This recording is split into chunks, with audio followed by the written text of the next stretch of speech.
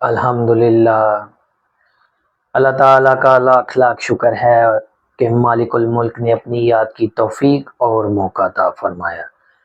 لاکھوں اور کروڑوں درود حضرت محمد مصطفیٰ صلی اللہ علیہ وآلہ وسلم پر، جن کے طفیل مالک الملک نے یہ مہربانی عطا فرمائی۔ سامعین کرام، اللہ تعالیٰ نے قرآن پاک میں سورہ بقرہ میں ارشاد فرمایا، اور بے شک موسیٰ کو ہم نے کتاب عطا فرمائی اور اس کے بعد رسول بھیجتے رہے، اور حضرت عیسیٰ علیہ السلام بن مریم آئے کھلی نشانیوں کے ساتھ، اور ان کی مدد فرمائی روح القدس کے ساتھ۔ لیکن جب بھی تمہارے پاس رسول علیہ السلام آئے تو تم نے اپنی خواہشات کے خلاف سمجھ کر تکبر کیا، اور ایک جماعت نے انبیاء علیہ السلام کو قتل کیا، اور ایک گروہ نے تکذیب کی اور توہین کی۔ یہاں بھی اللہ تعالیٰ اس قصے کو بیان فرما رہا ہے اور بنی اسرائیل کو ہی مخاطب کر کے فرما رہا ہے کہ تم نے جو حضرت محمد مصطفیٰ صلی اللہ علیہ وآلہ وسلم کی بعثت کا انکار کیا اور اللہ تعالیٰ کے حکم کی عدولی کی، یہ کوئی نئی بات نہیں، یہ تمہاری عادت ہے۔ تم ہی وہی لوگ ہو جنہوں نے پہلے نبیوں کو جھٹلایا، قتل بھی کیا، پھر حضرت موسیٰ علیہ السلام اور حضرت عیسیٰ علیہ السلام جیسے نبیوں کی تکذیب کی، ان کے ساتھ مقابلہ کیا، ان کو مانا بھی، پھر ان کی حکم عدولی بھی کی، حالانکہ وہ کھلی نشانیاں لے کر آئے۔ یہاں حضرت موسیٰ علیہ السلام کی کتاب کا ذکر کیا گیا ہے جسے توریت کہا جاتا ہے۔ اللہ تعالیٰ فرما رہا ہے کہ تورات جیسی عظیم کتاب تم لوگوں کو حضرت موسیٰ علیہ السلام کے ذریعے دی گئی، جس میں کھلی نشانیاں تھی، جس سے انکار کرنا ناممکن تھا اور انکار کرنے کی کوئی وجہ بھی نہیں تھی۔ اس کا بھی تم نے انکار کیا، حالانکہ تم کو سمجھانے کے لیے ایک نہیں بلکہ اللہ تعالیٰ کے کئی رسول علیہ السلام آئے۔ جب حضرت موسیٰ علیہ السلام کو تورات عطا کی گئی تو اس طرح نہیں کی گئی جس طرح قرآن پاک کو تھوڑا تھوڑا کر کے عطا کیا گیا، بلکہ ساری کی ساری تورات ایک ہی بار حضرت موسیٰ علیہ السلام کو عطا کی گئی۔ وہ اتنی عزت اور عظمت والی کتاب تھی اور اتنے وزن والی کتاب تھی کہ اس کی ہر سورہ کو اٹھانے کے لیے اللہ تعالیٰ نے ایک فرشتہ بھیجا، پھر بھی اس کا وزن اتنا تھا کہ وہ فرشتہ نہیں اٹھا سکا۔ پھر ہر حروف کو اٹھانے کے لیے اللہ تعالیٰ نے ایک فرشتہ بھیجا، لیکن ایک حروف بھی فرشتہ نہ اٹھا سکا۔ پھر اللہ تعالیٰ نے اپنی قدرت سے اس کا وزن کم کیا، وہ تختیاں حضرت موسیٰ علیہ السلام خود اٹھا کر لائے اور لا کر قوم کے سامنے پیش کی۔ ان میں اللہ تعالیٰ کی ہدایت ہے، اس اللہ تعالیٰ کی ہدایت ہے جس نے ہمیں پیدا کیا ہے، جس نے تمہیں فرعون سے نجات دلائی، جس نے تم پر بار بار مہربانیاں فرمائی، اور جس سے تم نے ہدایت کے لیے کتاب مانگی تھی۔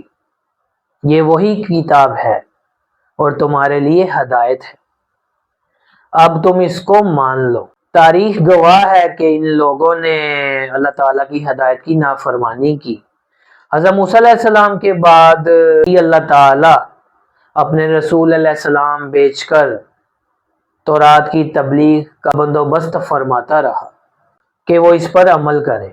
چنانچہ روایت میں آیا ہے کہ 4000 انبیاء علیہ السلام تورات کی تبلیغ کرتے رہے، لیکن ان لوگوں نے ان کی کوئی بات نہ مانی، ان کی تکذیب کی، ان کو جھٹلایا اور بعض انبیاء علیہ السلام کو قتل کر دیا۔ ان لوگوں نے حضرت یحییٰ علیہ السلام کو اور حضرت زکریا علیہ السلام کو بھی قتل کر دیا۔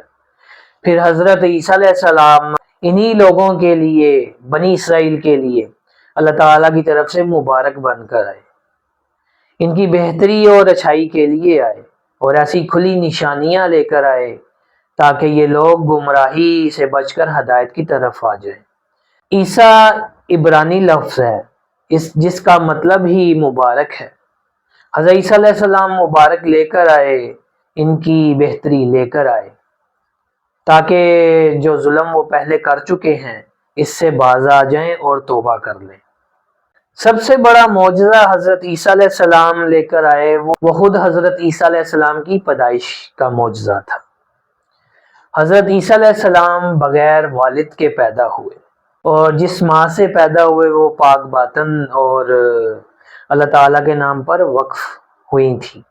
مریم بھی عبرانی لفظ ہے جس کا مطلب ہی خادمہ یا عابدہ ہے، عبادت کرنے والی۔ حضرت مریم علیہ السلام کو ان کی والدہ نے بیت المقدس جو اس وقت قبلہ تھا، عبادت، صفائی اور خدمت کے لیے وقف کیا ہوا تھا۔ سب لوگوں کو آپ کی عزت اور عظمت معلوم تھی، آپ کی پاک دامنی معلوم تھی۔ حضرت مریم علیہ السلام سے حضرت عیسیٰ علیہ السلام کا پیدا ہو جانا بہت بڑا معجزہ تھا، اور حضرت مریم علیہ السلام کو اللہ تعالیٰ کی طرف سے خوراک ملنا بھی ایک معجزہ تھا۔ ان لوگوں نے بجائے یقین کر لینے کہ اب ہمارے پاس اللہ تعالیٰ کی طرف سے ایک عظیم معجزہ آیا ہے، ہم اس کو مانیں اور توبہ کریں، انہوں نے حضرت مریم علیہ السلام پر بہتان لگا دیا۔ انہوں نے بجائے ماننے کے حکم عدولی کی، حضرت عیسیٰ علیہ السلام پر الزام لگایا اور حضرت مریم علیہ السلام پر بھی الزام لگایا۔ حضرت مریم علیہ السلام کی پاک دامنی پر الزام لگا کر خود روح سیاہ اور تباہ ہوئے۔ حضرت عیسیٰ علیہ السلام کا دوسرا اور زبردست معجزہ یہ تھا کہ انہوں نے پنگوڑے میں اپنی معصومیت اور بچپن میں گواہی دی کہ میں اللہ تعالیٰ کا بندہ ہوں، میری ماں پاک دامن ہے اور میری پیدائش اللہ تعالیٰ کی قدرت سے ہے۔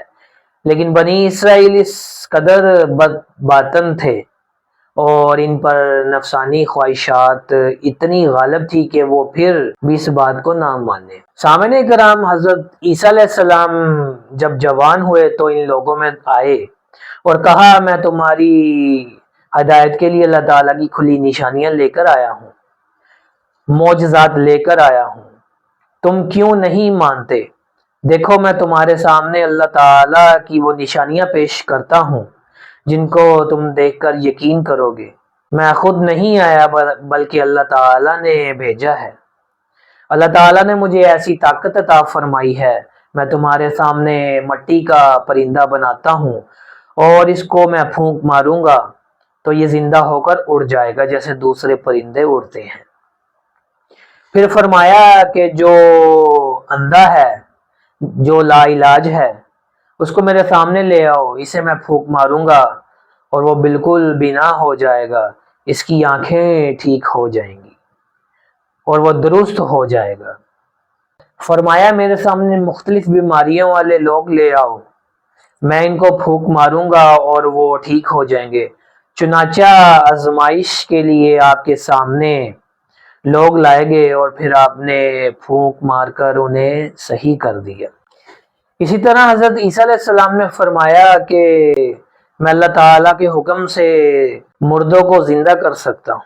روایت میں آیا کہ حضرت عیسیٰ علیہ السلام نے اللہ تعالیٰ کے حکم سے کئی مردے زندہ کیے۔ حضرت عیسیٰ علیہ السلام نے یہاں تک فرمایا کہ جب تم گھر سے آؤ تو تم گھر میں کیا چیز چھوڑ کر آئے ہو میں تمہیں سب کچھ بتا سکتا ہوں۔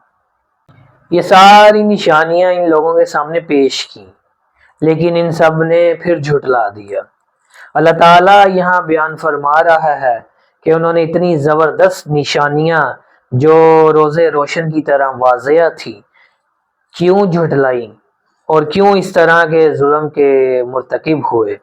اس کی وجہ صرف اور صرف یہ تھی کہ انہیں نفسانی خواہشات نے اندھا کر رکھا تھا۔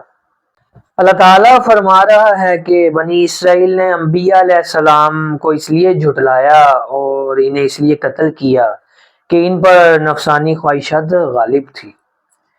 ان کا رسول علیہ السلام کے ساتھ قلبی تعلق نہ تھا۔